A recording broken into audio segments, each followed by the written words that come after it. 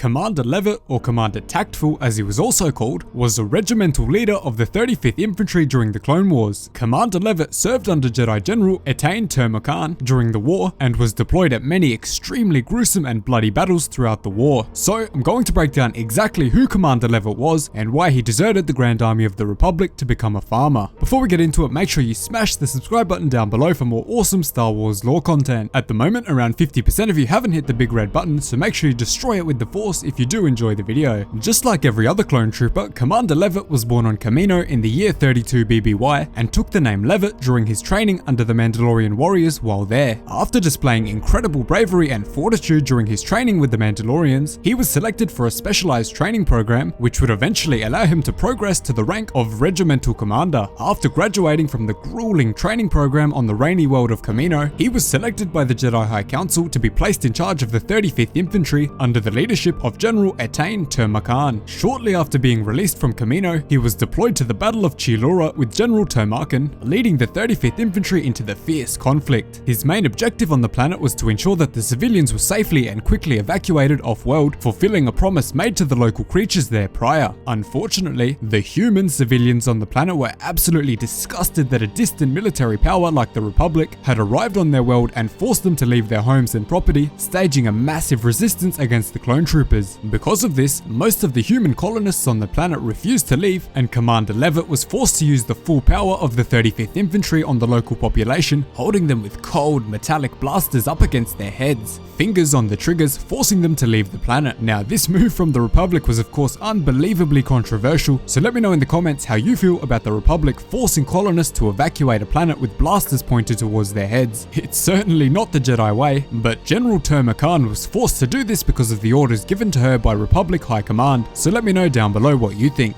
The human civilians of course retaliated harshly, resulting in the deaths of many of Commander Levet's men, including the injuries of troopers Ven and Beck.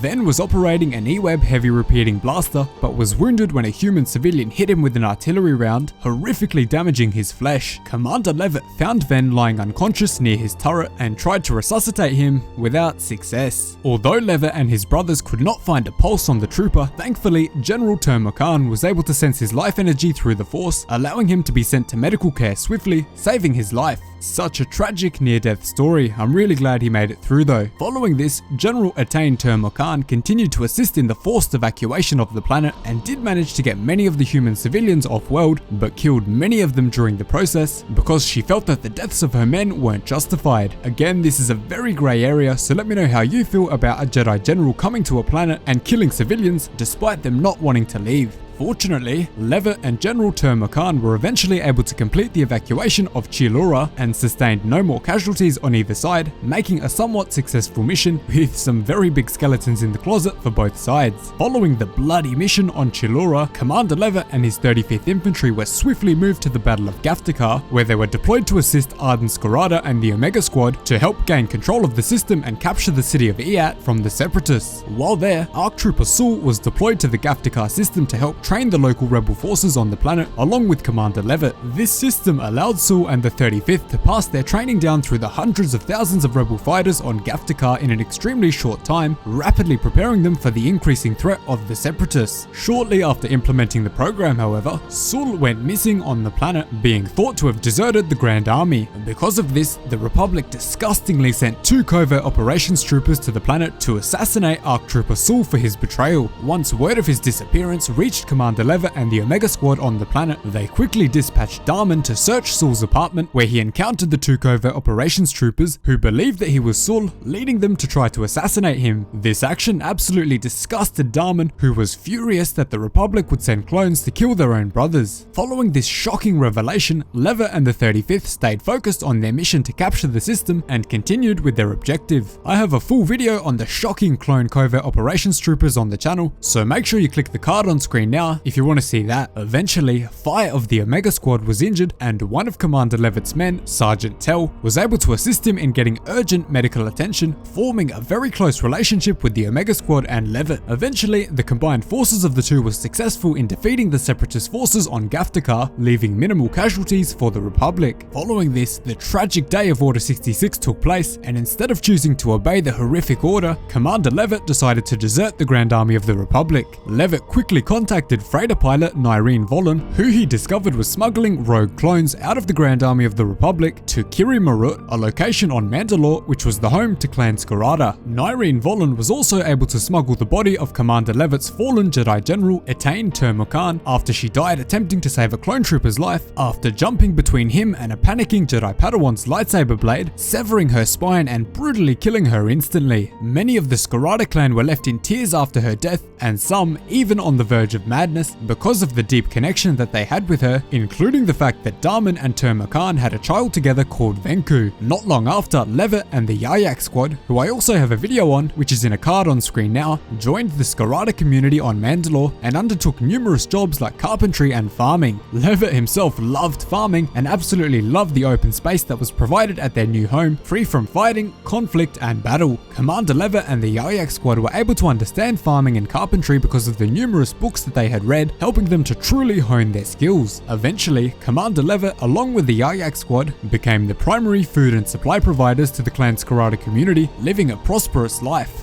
Levet was actually able to start his own farmstead in the Scarada community, further increasing their productivity and living the life that he truly enjoyed. The Scarada farming settlement was located in the dense Veshok forests of Mandalore's northern hemisphere, which was surrounded by a vast trail of green trees and wide blue lakes. The remote settlement also became the home to 2 Jedi fugitives, Padawan Telisabeth Scout and an extremely rare Kaminoan Jedi Master, Kina Ha. Kina Ha lacked the hatred for imperfection that was typical in her species, allowing her to look past the flaws of many. Because she was the only Force user of her entire race, she was also considered to be a severe threat by the scientists of her dark, rainy world, leading her to leave the planet rather than face the constant hostility. By the end of the Clone Wars, she had shockingly already been living for over 3,000 years, seeing many events like the Mandalorian Wars and the Jedi Civil War. The Mandalorians and clones that lived with Kina Ha after Order 66 saw her as an ancient lady of royalty and were stunned that she went against what most Kaminoans were like. While most Kaminoans can only tolerate water worlds with very dark skies and almost no sun, Kina Ha absolutely loved the sun and sat outdoors with the rest of Clan Scarada at their remote location.